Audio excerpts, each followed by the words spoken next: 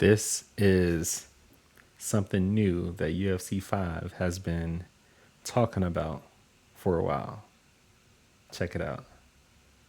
I think you guys are really going to enjoy this one. Those of you that have been complaining about this, you're going to be really, really happy.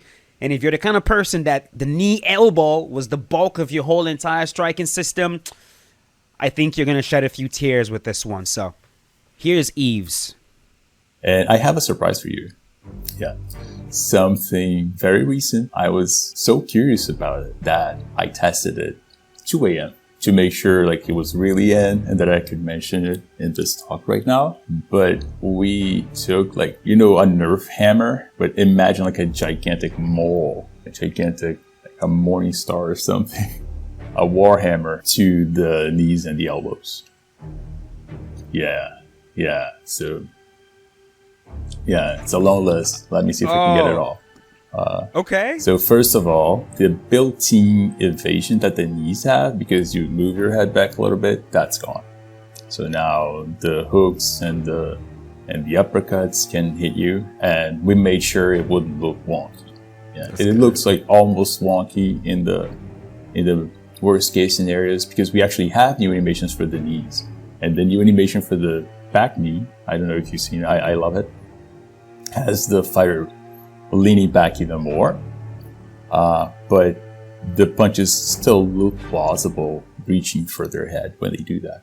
So the reason we didn't do this change before, it was like this like blew out during like late UFC 4, and it would be too risky to change, and then suddenly the animations break and fighters fly away. That kind of thing can happen. But now with a somewhat of a fresh start in UFC 5, we had the time to do it and examine it and see if it breaks. And so far, it's looking great.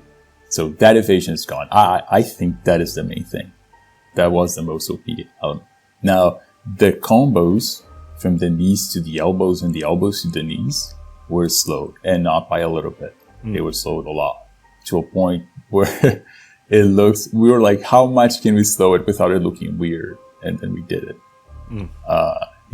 And it looks like the fighter throws one strike and settles to throw the other strike, which makes it look like it's plausible, like the second strike is going to have power. Whereas before, they would rush from one strike to the other, almost like they were just trying to touch the opponent with the second strike. So it should now look more plausible and not be nearly as powerful.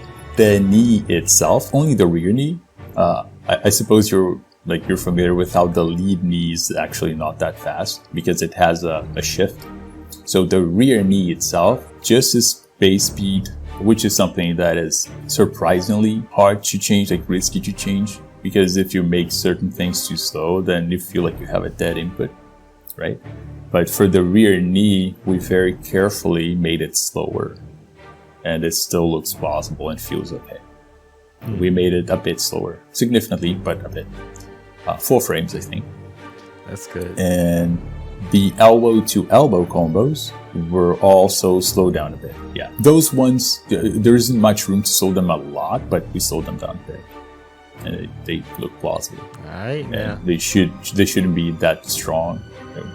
They're supposed to be strong up close. That's the only time you can use them, but they probably won't be as overwhelming as before. That's good news. Let's go.